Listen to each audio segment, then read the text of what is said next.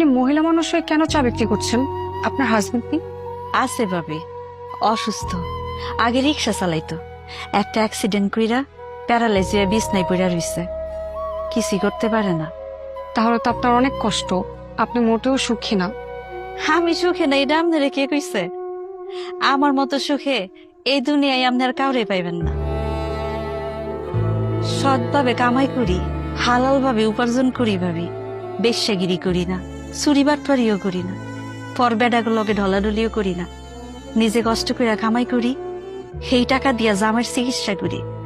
আবার বুড়া শাশুড়িরও পালতেছি। আমার 2টা পোলা মাইয়া আছে, এগুলার স্কুলে পড়ালেখা করাইতেছি ভাবি। এক জীবনে আর কি লাগে কন? এর থেকে সুখের জীবন আর কারো হয়? সারাদিন দোয়ানে খাটাখাটনি করানোর পরে যখন ঘরে যাই ভাবি, ওনার চেহারাটা দেখার পরে আমার সব কষ্ট দূরে যায়। প্যারালাইজড হাজবেন্ডের মুখ দেখে আপনার সব কষ্ট দুঃখ দূর হয়ে যায়? যাইবো না কেন? উনি তো আমার সুখ, আমার শান্তি। উনি যখন ভালো ছিল, আমার সুখে রাখনের লেগে দিন রাত কত কষ্ট করছে। রিক্সা চালাইয়া 2 বেলা খাওয়াইলো, ভালোবাসার কোনো কমতি আছিল না, সুখেরও কমতি আছিল না। স্বামী প্যারালাইজ হয়েছে বইলা আমি তারে দেখে অসুখে থাকবো, সেটা তো হইতে পারে না।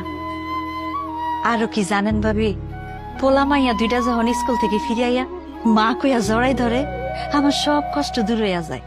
তখন মনে হয় আমি এই শহরের রানী, এই ঢাকার শহরের রানী ফুলি। আমার মতো সুখে এই শহরে আর কেউ নেই। আমার ঘরে টাকা পয়সার অভাব থাকতে পারে, কিন্তু সুখের কোনো অভাব নাই ভাবি।